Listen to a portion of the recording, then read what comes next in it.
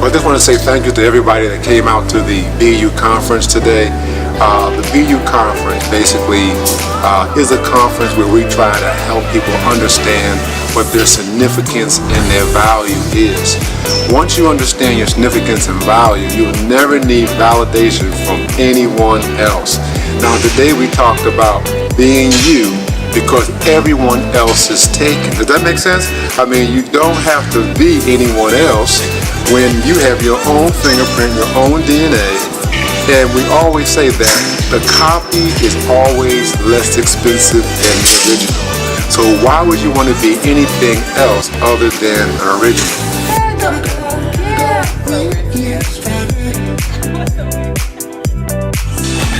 I'm different, yeah, I'm different. I'm different, yeah, I'm different. I'm different, yeah, I'm different. I'm different, yeah, I'm different. Y'all probably say, why would Pastor Bruce come in on a 2 Chainz song?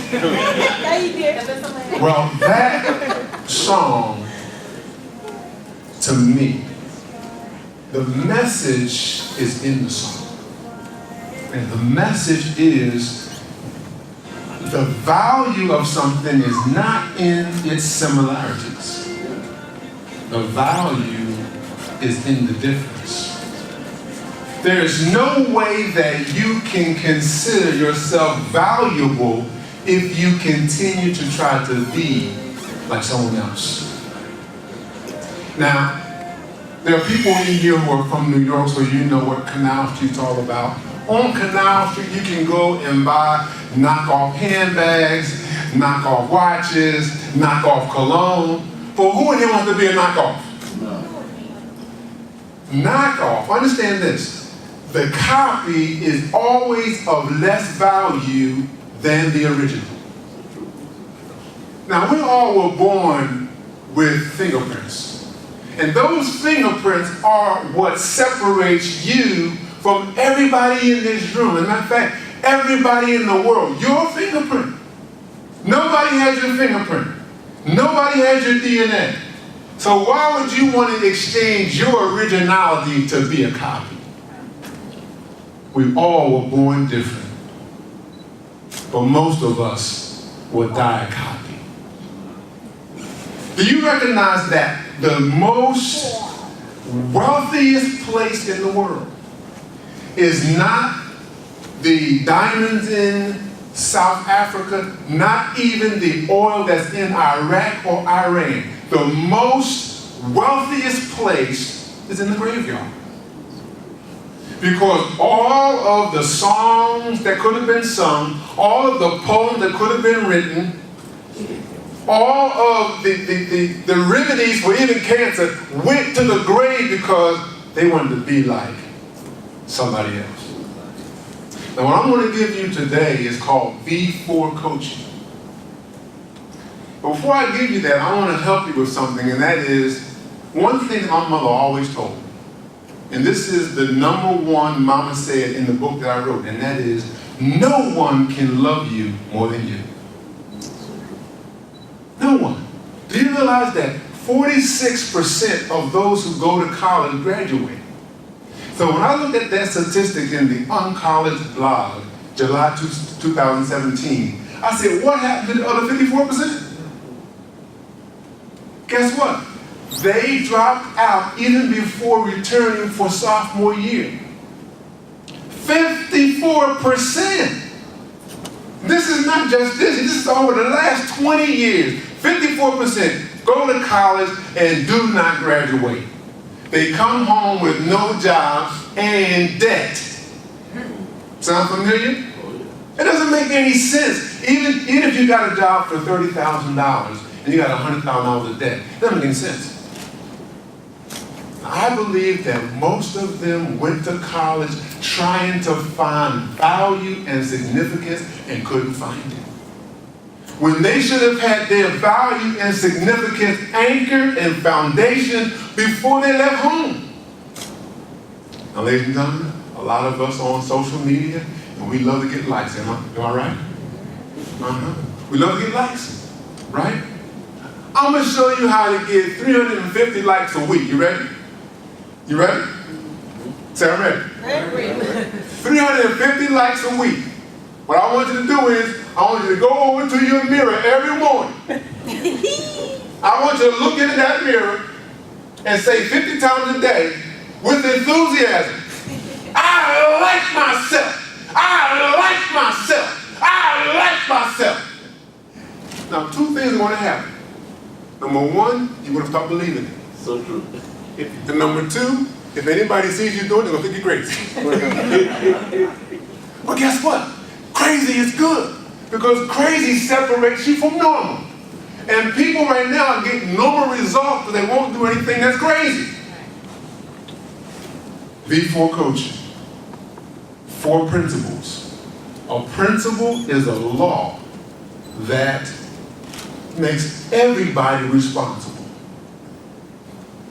If you go outside and you run the red light, you're going to get pulled over.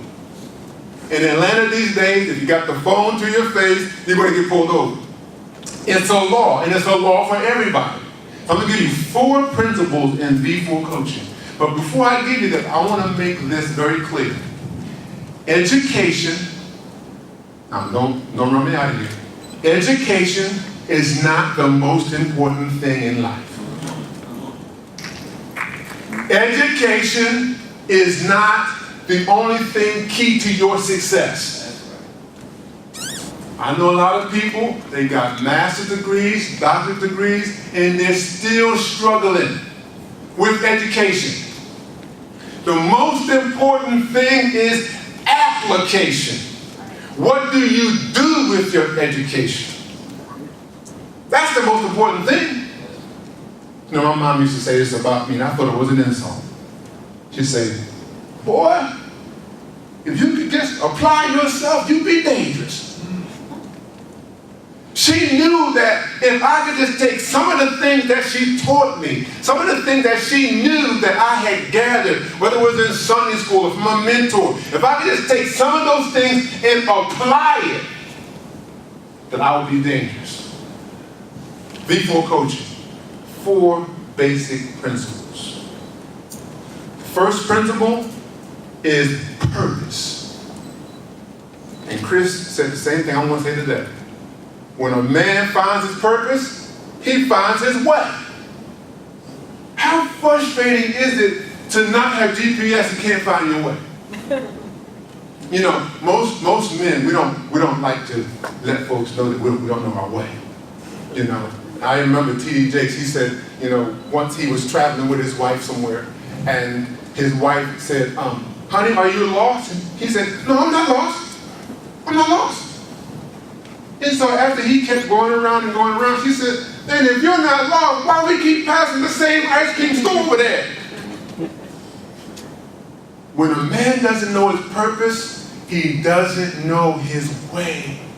And this is why a lot of our young people fail, because they don't understand what their purpose is. What is your purpose? Your purpose is your why. Why am I here? What am I designed to do? Why did God allow me to live today? To do what? What is your purpose? You know, when I went to school in Philadelphia, Martin Luther King High School, had a cook by the name of Mr. Bob Whitehead. Bob Whitehead found out early that I didn't have any foot speed. As hard as I tried, I didn't have any foot speed. So he said, I want you to go and run with the distance team. So I started running with the distance team. And once I got in my lane, ladies and gentlemen, once I started doing what I was designed to do, once I realized what my gift was, I became unstoppable. You couldn't beat me, because I was in my lane. Everybody was not born with foot speed. Some of us was born with endurance. Now, I had an uncle by the name of James Phillips. My mom and dad divorced. I was about 9 or 10 years old. My brother and I had to go live with my uncle James, and I married Ann. You know, Chris, over at 913 Sharp next year. But 913 was my address, but their address was on the other side of the Finley Playground. So we all were living in one room that my Aunt Marianne and my Uncle James also lived in. But one thing I began to admire about my Uncle James is he was an architect for the Philadelphia Water Department. So he designed a lot of the high-rise buildings in Philadelphia, right at 16th and Market, 16th and Chestnut, right in there, he designed the waterworks in those buildings. So I was fascinated about the fact that Uncle James was down there with this big drafting board. He had this ruler and he'd be drawing on it. Then I found out Uncle James went to Drexel University. Drexel University in Philadelphia is the engineering school. The engineering school. He took every math class that they had to offer. So I was just fabulous. I was like, oh, Uncle James he's all that. So I said, you know what? I don't want to be like Uncle James. So I took a drafting course in high school. I asked Coach Whitehead if I could come to practice 20 minutes late so I can take this drafting course after my last class. I'd be late for track practice. He said, fine. It took 2 weeks for me to realize that, number one, my math was horrible and my drawing skills were even worse. Ladies and gentlemen, you will never find your purpose trying to be like someone else. You'll never find your purpose. Now, they found theirs. Now, here you are trying to copy them, and you fail every time.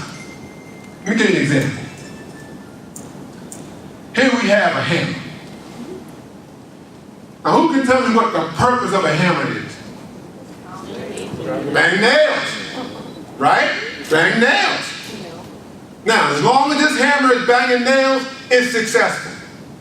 Now, how successful would the hammer be if it would try to be a flashlight? How successful would the hammer be if it would try to be a screwdriver? It would fail, right? Yes or no? Yeah.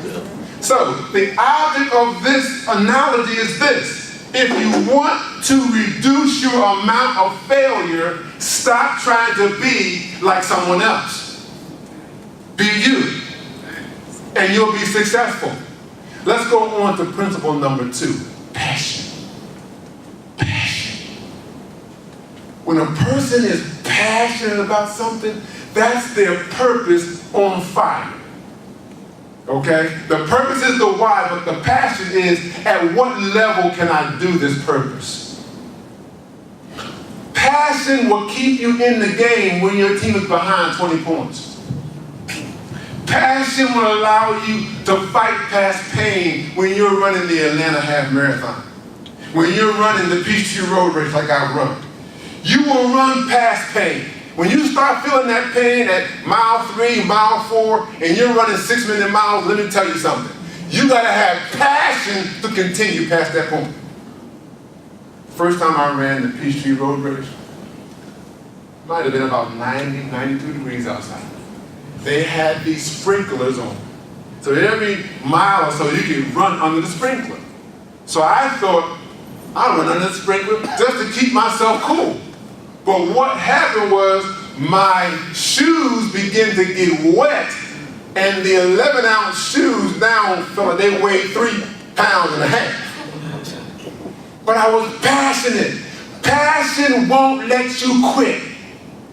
That's why you gotta do things that you're passionate about. If you're not passionate about it, I advise you not to do it.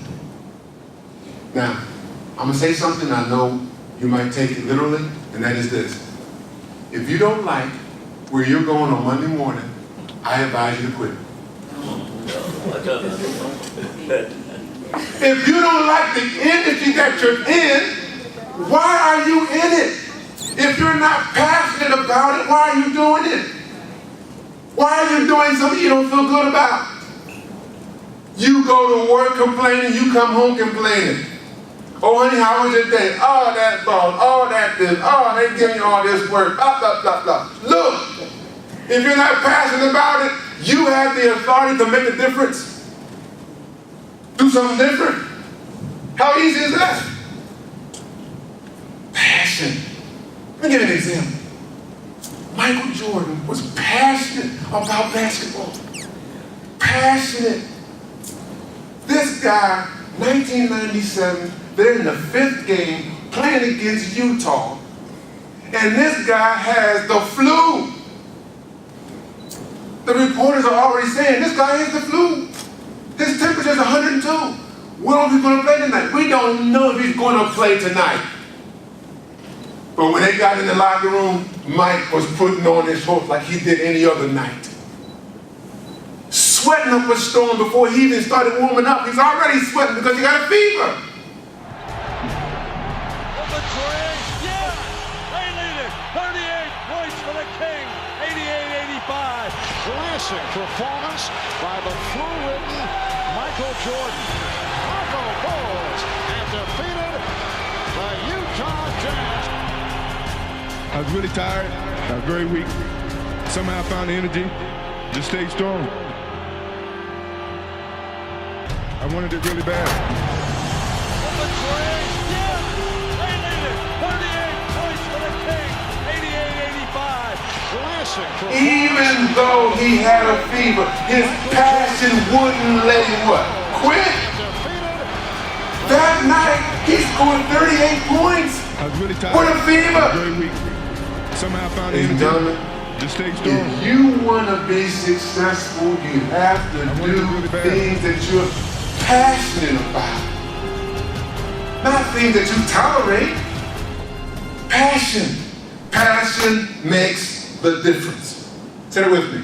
Passion makes the difference. Number 3 is potential. Potential is what? Potential is what you can do, but you haven't done. Potential is the thing that you doubt that you can do. So therefore you don't do it. Potential is the capacity to become something in the future. You have everything in you to become something in the future. You're not there right now, but everything you need. Let me tell you this. Every experience you've had, I don't care whether it's good or bad, it all fits into your future. Never think, oh, well, when mom and dad got divorced and I was feeling so bad about it. Guess what? That made you who you are today. That's a part of everything in you that gets you to your future. That made you stronger. That made you to start depending on yourself rather than somebody else. Whatever that pain was in your life, you know what it is. You don't got to call it out. That was a part of you becoming who you were, becoming this year. It may have happened 5 years ago. But your potential is your experience, your knowledge, everything that you have that makes you what you can be in the future. Potential. Now let me help you with this. Here's how you unlock your potential. There's many ways, but there's one way that I had to deal with, so I'll be transparent. You have to overcome fear. Fear gets in the way of your potential. You start doubting yourself. You start thinking, oh, nobody else in my family has ever been a millionaire, so why should I stretch for that? Everything in my past spells average and ordinary. Everything that my mom and dad have done, everything that they've achieved, it always comes out to, I'll never be a millionaire. Ladies and gentlemen, in order for you to get where you want to go, you got to get past fear. Years ago, as I was in grade school, I had a very bad stuttering problem. Couldn't say 2 words without going da da da da da da da. Didn't go on the senior prom. You know why? Because I was too afraid to ask somebody. I thought I would go da da da da da da da. But look at me now. How could a person with a stuttering problem become a public speaker? But you know what? Ralph Waldo Emerson said it best. He said, if you do the things you fear, the death of fear is certain. Now that's worth repeating. If you do the things you fear, say it with me. If you do the things you fear, the death of fear is certain. So what I started to do is I started to read books and read them out loud and hear myself. I could hear my voice coming back to me. And that gave me courage. Once you do the things you fear, courage buries fear. And you start to create courage by doing what you fear. And as soon as you start doing it over and over and over again, then you start to overcome that fear. And once you overcome fear, ladies and gentlemen, you open up great doors of opportunity. Because fear is the wall that's standing in the way. And guess what? I heard somebody say, fail fast. Fail fast. Fear of failure. We fail and we think, oh, that's a bad thing. Guess what? I've heard so many motivational speakers. I listen to them every day for an hour or two. Let me tell you something. And what I've always heard is this. They always tell us in school, failing is bad, right? If you get an F, that's bad, right? But in business and in life, fail good. Because it teaches you something. It's a lesson. Now, I was talking to my wife about this the other day. I said, honey, life always gives you a test. And if you fail, it'll give you the same test again. And you say to yourself, why does this keep happening to me? Because you keep failing the test. Does that make sense? Okay? Do the things you fear, and the death of fear is certain, and you open up great doors of opportunity. Last principle is performance. Performance is the doing. You can dream all you want, but you better wake up and do something. Oh, I'm dreaming about this. Oh, I'm dreaming about that. Well, you better wake up and do something. Performance. Performance is the report card. You don't need anybody's validation. You don't need anybody's opinion if you give yourself your own report card. The report card is a picture of where you are right now. It's the truth. The truth is the first step to change. And you have to own up to it and be truthful to yourself. The worst person you can lie to is who? Yourself. And every time you won't face the truth, you're lying to yourself. I said on one of my Instagrams, if somebody can remember, last week I said, time out for you getting around people and all of a sudden you want to act a certain way. Oh, I'm in this person's company, so I'm going to act like this. Oh, I'm in this person's company, so I'm going to act like that. Oh, I can't say this around him. I can't say this around that. Let me tell you something. Time out for making all them adjustments. I told y'all, I'm going to give y'all a 6'4" glass of me. That's all you're going to get. Why are you trying to be somebody else? And why are you putting on, because you're around some particular person or in somebody else's company? Performance is the doing. Now, how many of you remember report cards back in the day that had a comment section? And I hated the comment section. Because then the teacher could tell, what your character was like and how you was acting up in class. And, he could pass the test, but he's the biggest clown.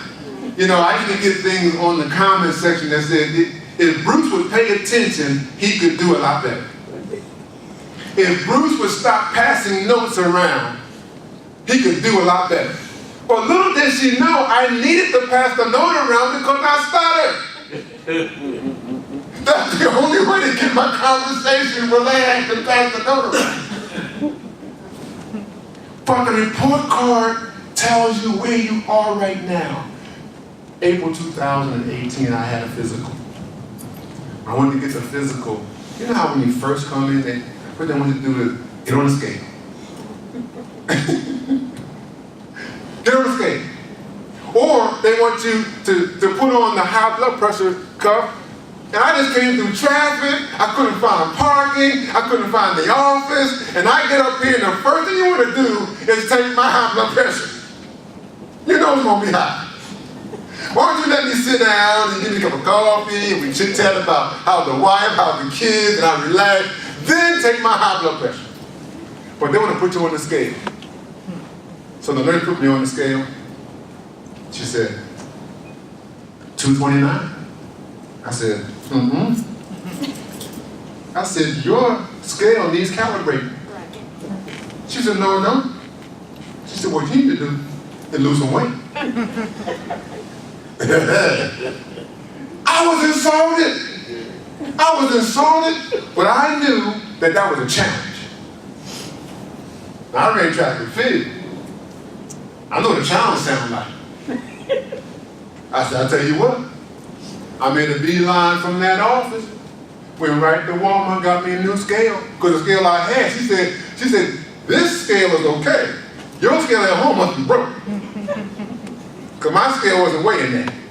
I'll tell you what, I did what Tony Robbins called massive action. I took massive action. You know what? My why was I didn't want to die. My dad died at 47, complication of diabetes and drinking. First thing I thought was, I ain't getting diabetes and I'm not dying. My what was, I had to start running again. 229 wasn't going to happen. So the next day, I started doing 30-minute walks. Did that for about 3 weeks, then I increased to 1 hour walks. Then I got to 1.5 hour walks. Then I started walking a little bit and running a little bit. Walking a little bit and running a little bit. Until now, we're at 3 miles every morning. Let me tell you something. The first person that you should never lie to, but also give an excuse to, is yourself. Now, this morning, this one side of me said, oh, you have a conference this afternoon.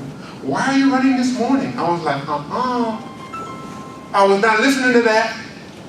We got up this morning, went to Tucker Track, put them 3 miles in, because I had to beat Mr. Excuse. Mr. Excuse started to talk to me. I said, no. We're going to be consistent. Performance, when you measure yourself, you got to measure, are you consistent? A lot of us fail because we're not consistent. We start something and we do it haphazardly. With a little bit here and a little bit there. And you want results? You need to be the best version of you. And the way to be the best version of you is to give yourself your own report card. Don't wait for me or anybody else's opinion. We value anybody else's opinion but your own. So I started to do my little glucose check. Because I ain't getting diabetes. And the glucose was 105 one day. I said, that's too high. And I kept running. I kept measuring how far are you going and how fast are you going. You don't just get out there and run just for nothing. I want to know how fast am I going. Can I run the same distance a minute less? Yes. Mama always said, if you never try, you never know. Can you say that with me? If you never try, you never know. Performance. You got to measure how well are you doing? Where am I at right now? What stage of the game am I in? Do I need to step my game up? Do I need to do more? Where am I at? Performance. Ladies and gentlemen, if you don't get this piece right here, the other 3 pieces mean nothing. Because you have to give yourself that report card to see exactly where you are. And be honest with yourself. If you're not doing what you should be doing, be honest and say, okay, I'm going to step it up. Give yourself a reason. Is it your family? Your children? Now, how many of you know this? I call it a respect wheel. It's a wheel that got 2 handles on it. They got a wheel in the middle, and you got to roll it out. You got to come back. I call it respect wheel. You know why? Because once you roll it out, you got to come back. When I get back from running those 3 miles a day, I get on the respect wheel. I got the push-up bars. I got the weights. I know that I'm not done. And whenever I'm doing, now this is my motivation, I don't know what yours is, but whenever I'm on those push-up bars and I say, I'm going to do 25 push-ups, I'm going to go right in the 25 respect wheel rolling out. And when I'm rolling out, you know what? I'm thinking about Ashley. I'm thinking about London. I'm thinking about my grandson. I'm thinking about my wife. I'm doing one for Mary. I'm doing one for Ashley. And I'm doing one for London. You see, you gotta find your why. Why are you doing that? What are you doing this for that's bigger than you?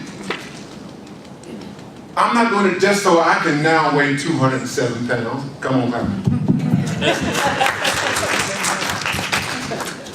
But I'm doing it so I can be a better husband, a better dad, a better grandfather. Because they need me to live. And they need me to be the very best version of me. Now, you know what? I'll say this and we'll summarize it. People say to me, why are you talking about this BU stuff? It sounds a little selfish. You know, why isn't it about being us and we and all of that? I give them the same example every time. Listen closely. We'll use Chris and Leah for an example. Chris, Leah flew in from New York. Chris and Leah know that when they sat down, those stewardesses stood in the middle of the aisle and gave some instructions. And the instructions were, this is the oxygen mask. If we get in trouble and the oxygen mask drops down, whose face do you put it on first? Yourself. The BU conference is not about being selfish. It's about you being the best version of you so you can help me more. You can help me more when you're the best version of Reggie, or the best version of Philip, or the best version of Ortez. You can help me more when you're in shape mentally, physically, and spiritually.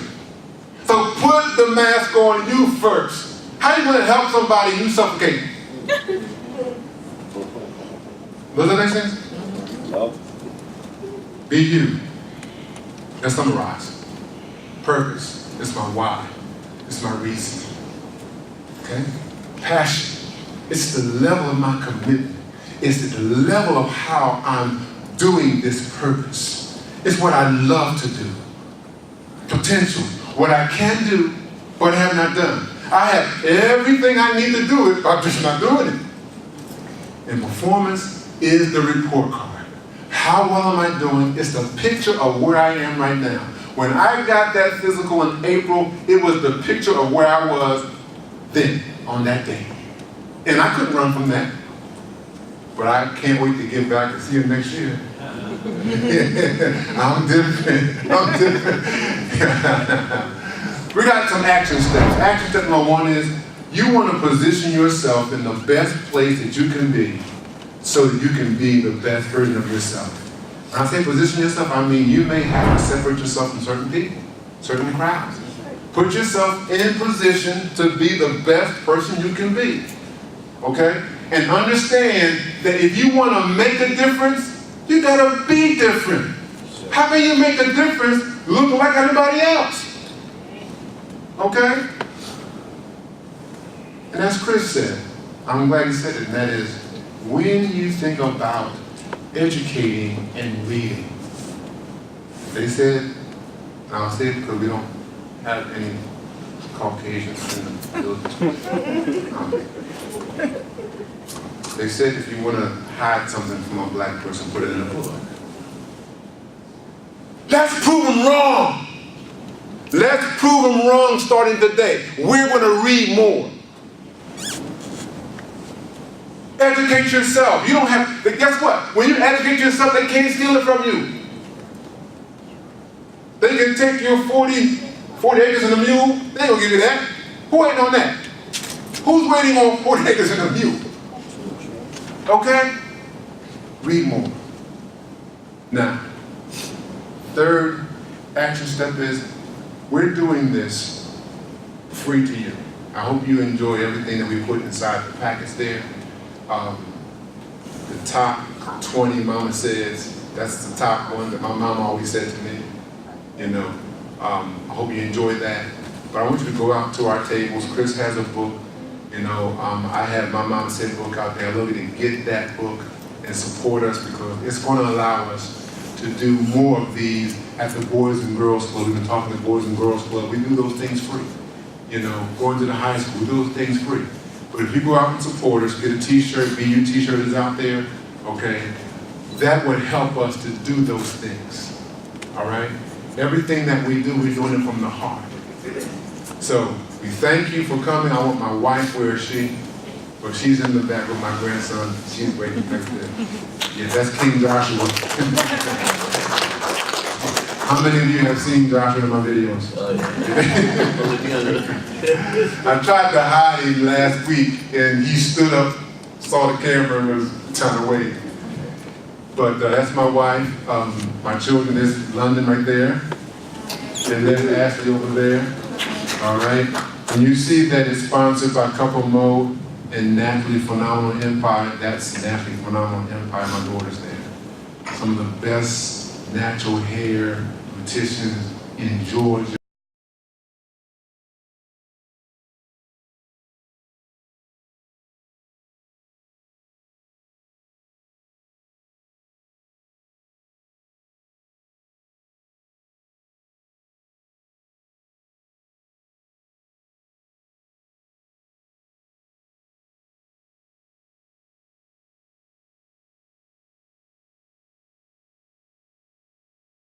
In Virginia, they had in Maryland and New York. Oh, God knows. One thing I want you to remember as we close is this. Be you. Why? Everyone else is taken.